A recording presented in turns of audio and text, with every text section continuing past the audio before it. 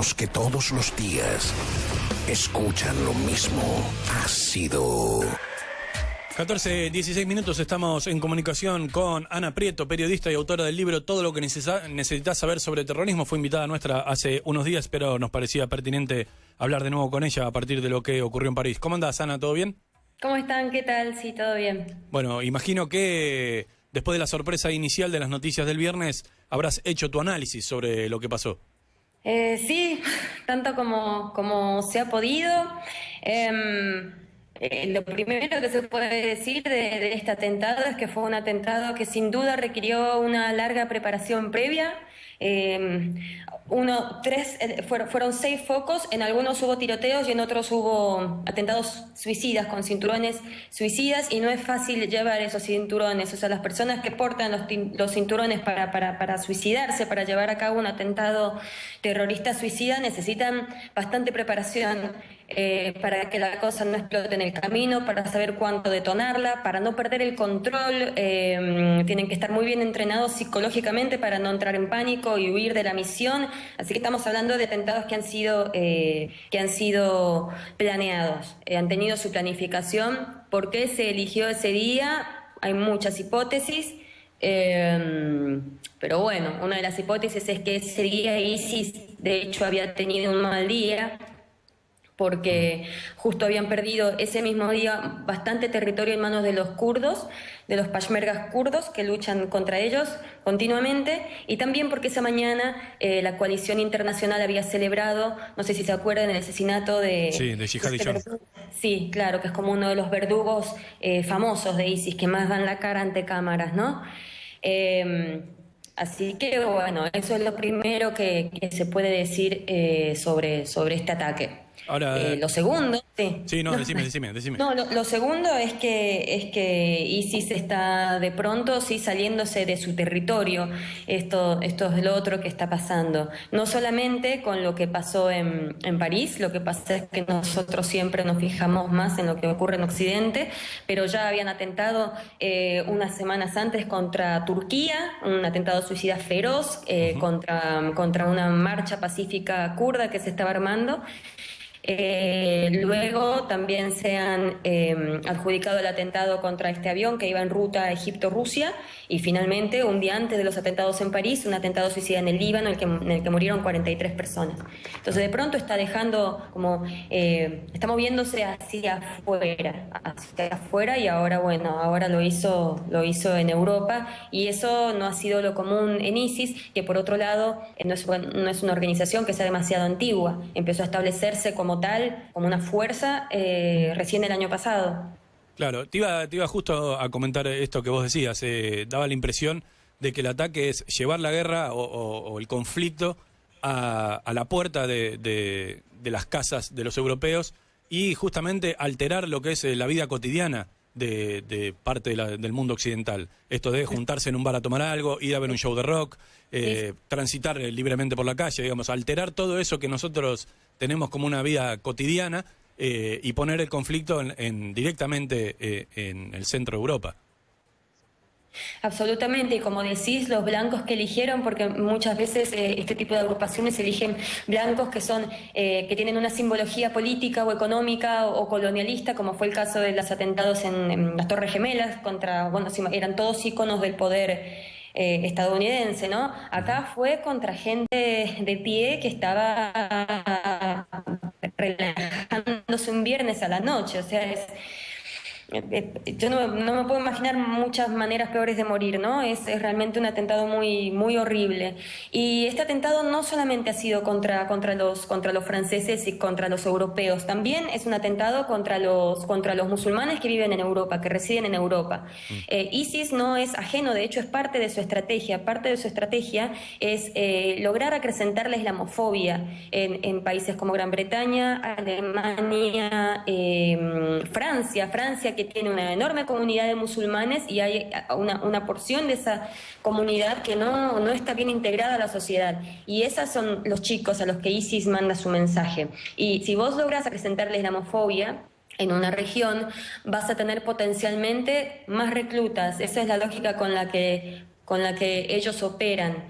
Entonces, no es que el efecto colateral de matar a europeos es que les perjudique a a los árabes musulmanes que viven ahí. Es parte de la estrategia, es parte de lo que tienen pensado.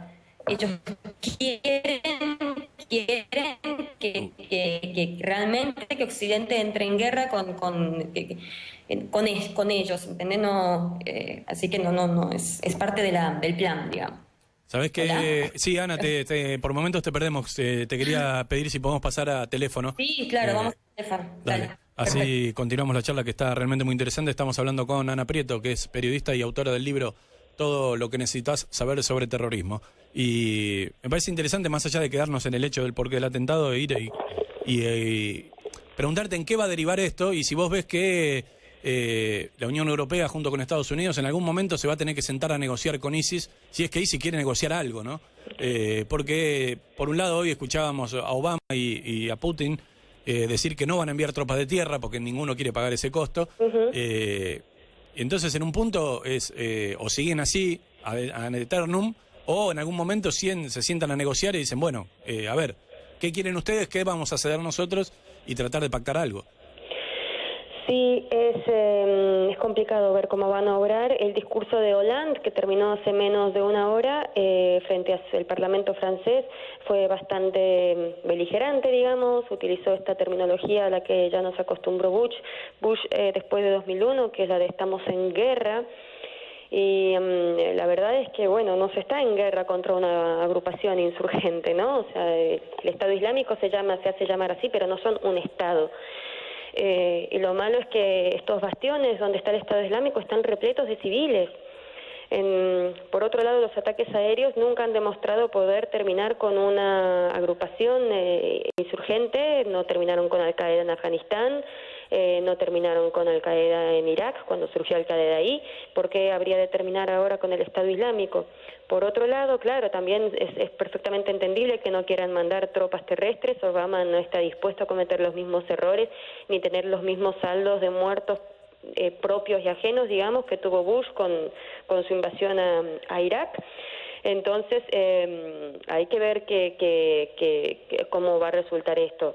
Yo, desde mi humilde opinión, yo no me dedico, por supuesto, a resolver conflictos mundiales, pero creo que uno de los problemas que tienen que ser abordados en Francia es lidiar con potenciales reclutas que puedan ir a luchar en el Estado Islámico. Esa es una manera de empezar a luchar contra esto. Tienen que empezar a esos jóvenes desafectados que están completamente desintegrados, o sea, no integrados en la sociedad francesa, hay que empezar a integrarlos, ¿no? O sea, el racismo es exactamente lo que quiere ISIS y es exactamente lo que va a seguir echándole nafta a este conflicto. Respecto de cómo terminar con ISIS, bueno, por ejemplo, ISIS, en el territorio de ISIS, sin duda no es imposible. Una de las vías va a tener que ser, ellos tienen mucho petróleo y lo venden. Bueno, hay que dejar de comprarle petróleo, ¿no? Bueno, eso era una pregunta que te quería hacer, parte del financiamiento que tiene ISIS es por la venta de estos pozos de petróleo que han tomado. ¿Quién compra? ¿Se sabe quién es el que compra? Uno de los compradores, así como suena, es el propio presidente de Siria. Es el propio Assad.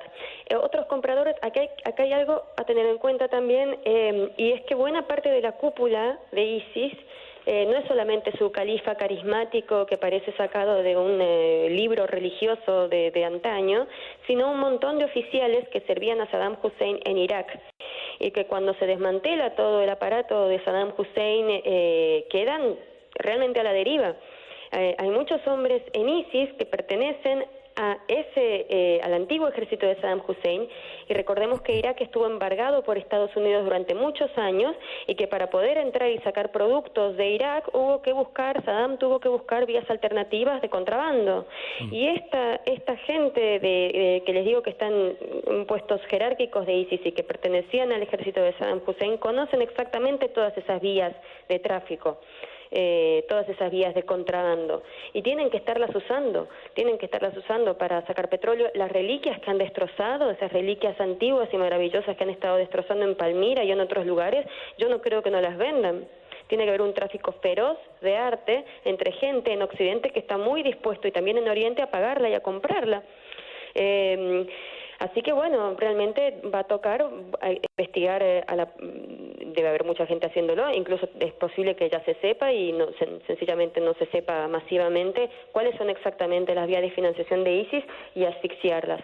Por otro lado, coartar que a estos jóvenes les interese unirse a ISIS. Tiene que ser por muchos frentes. Ataques aéreos por sí solos no lo van a solucionar. Esto, y no es que se me esté ocurriendo, es que no hemos parado de verlo desde que empezó el milenio. Claro. Sí. Ana, te quería preguntar, según lo que estaba leyendo, el epicentro del armado de este plan fue Siria y Bélgica, y quería preguntarte qué se sabe hoy de los terroristas que participaron de los atentados y por qué Bélgica como lugar de ingreso. Sí, no estoy muy segura de por qué Bélgica, la verdad. Debe haber ahí, Bélgica también es una sociedad que tiene sus problemas con comunidades musulmanas desafectadas. Con esto quiero decir que no han estado integradas. De hecho, de todas maneras, hay 4 de los atacantes que tenían ciudadanía francesa, 4 de los que se inmolaron que eran ciudadanos franceses. Tal vez porque seguramente esa información está circulando y yo todavía no lo sé, pero es posible que se haya planeado en Bélgica porque Francia estaba más controlada que Bélgica. El Ministerio del Interior no ha parado de decir que están desmontando atentados terroristas todo el tiempo, como que todo el tiempo tienen alarmas, todo el tiempo están desmantelando este tipo de atentados y bueno, hasta que de pronto ya no pudieron desmantelar uno.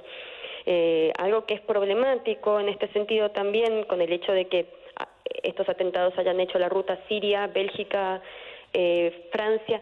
¿Qué significa esto? Que no fue solamente una célula que actuó en nombre de ISIS, como solía ocurrir mucho con Al-Qaeda. Por ejemplo, los atentados de Atocha en 2004 de Al-Qaeda, no fue Bin Laden ordenándole a un grupo de muchachos que hicieran esto, fue un grupo de muchachos que obró en nombre de Al-Qaeda sin que les hayan dado la orden, ¿no? Entonces, la pregunta era, bueno, estos chicos de París, ¿actuaron sin órdenes o actuaron con órdenes? Y lo que se está diciendo ahora es que actuaron bajo orden directa, ¿no? Y eso, bueno, ya cambia un poco la cuestión. Y lo otro también es que se encontró que uno de los suicidas era un sirio que había entrado con la ola de refugiados en octubre, lo cual es una pésima noticia para los refugiados, una gran noticia para los partidos de derecha xenófobos, y la verdad es que ahí hay que poner paños fríos de inmediato porque no hace falta ni ser inmigrante ni mucho menos ser un refugiado para perpetrar atentados suicidas. Es el caso de que fue un refugiado, es muy probable de que desde el principio haya sido enviado como tal, claro, ¿no?, para perpetrarlo y que le encuentren el pasaporte y justamente seguir inflamando esta cuestión de que esta ola de refugiados son un peligro inminente, tienen el peligro inminente de ser todos terroristas y de destrozar a Europa. Sí, de hecho, la situación de que cada vez que se encuentra un terrorista muerto el pasaporte esté con él también es enviar un mensaje y no es que son tontos que salen con el pasaporte en la camisa por descuidados. Exacto, son las 2 hipótesis que se manejan. Mucha gente dice, ay, qué casualidad que justo tenía el pasaporte. Se lo plantó ahí la policía, claro, para Sí, son las 2 teorías, ¿no? Y la otra es, no, en realidad fue con eso y quería que se lo encontraran porque están también tratando de inflamar este conflicto contra sus propios pares musulmanes, que no son sus propios pares musulmanes. Esta gente es absolutamente fanática, no tiene nada que ver con el Islam, digamos. Hace unos minutos estábamos hablando de cómo ha ido cambiando la forma de nosotros de consumir la información por internet, porque aparecen muchos videos de civiles, los medios digitales. Me gustaría saber cómo elegiste vos para informarte de lo que estaba pasando. Yo estaba haciendo otra cosa, como todos, ¿no? Estaba trabajando y y tenía Twitter encendido, o sea, y de pronto empezaron a llegar estas informaciones, un atentado acá, otro acá. Y ya cuando llegó el tercero, 5 minutos después, bueno, esto es un ataque coordinado y eso ya me hizo pensar va a haber muchas víctimas, porque además la intención de un ataque coordinado es que si sale uno mal, el otro se sale bien, ¿entendés? Es como, aparte de eso, alguno va a salir bien, salieron todos bien lamentablemente, Y yo elegí mucho Twitter para informarme. Hay gente determinada que me parece que es interesante seguir en estos casos, gente que está en el lugar. Yo me informé por Twitter y por televisión, digamos, las dos cosas. Y siguiendo a gente que uno cree que es la apropiada para seguir, que va a hacer como un análisis más profundo de lo que está pasando. No me gusta tampoco que se publiquen fotos morbosas, por ejemplo, a mí. Hay gente que dice que hay que mostrarlo, mostrar la sangre. Yo no sé si no estoy muy de acuerdo, la verdad. No, al menos de manera masiva, no en la tapa de un diario y no en una cuenta de Twitter que tiene muchos seguidores, qué sé yo, pero bueno, eso queda en cada uno. Ana, Pero es la verdad que en este momento es muy sencillo informarse bien sobre estos temas. Hay mucha buena información circulante y hay mucha mala información circulante. Así que tenemos la opción de por suerte informarnos bien en estos momentos. Ana, se reforzó la seguridad por la cumbre que va a ocurrir en unas semanas, claro, y aún así hubo un atentado.